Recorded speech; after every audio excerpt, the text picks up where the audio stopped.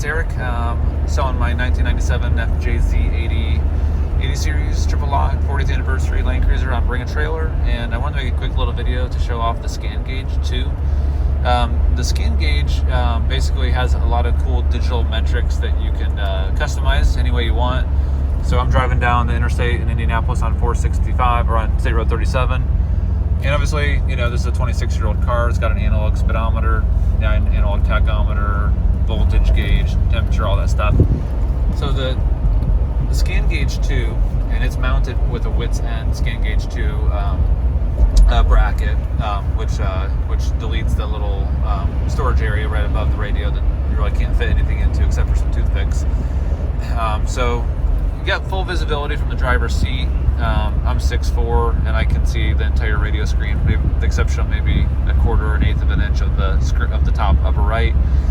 But in trade-off, you get some cool stuff. So you can see four pieces of data at any point in time. The upper left, I have set to a digital tachometer.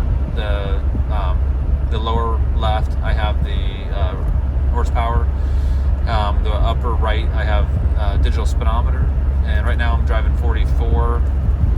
So as you can see, it's pretty much dead on, or it is dead on.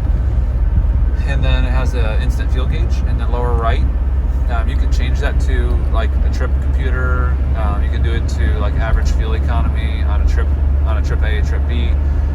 All sorts of stuff that you can change, digital voltage, just a lot of stuff that you can choose. But you can choose any four you want at any point in time, as well as other diagnostic stuff that you can do. I really like the ScanGauge. I'm a big fan of it. Again, it just plugs in the OBD2.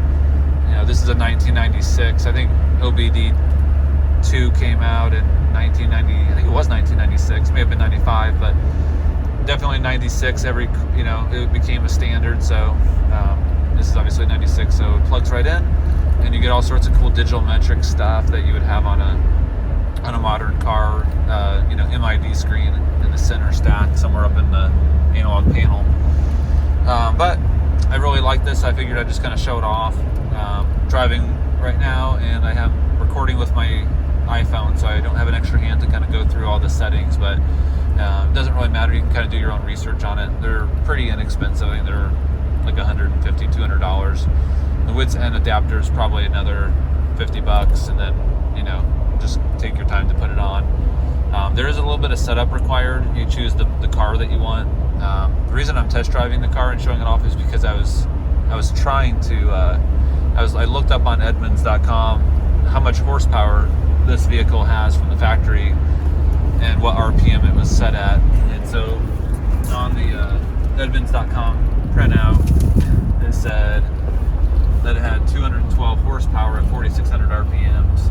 So I was going to make a video and show you, I was going to get up to 4,600 RPMs and show what the horsepower was and see if it still met the factory specification, 26 years later.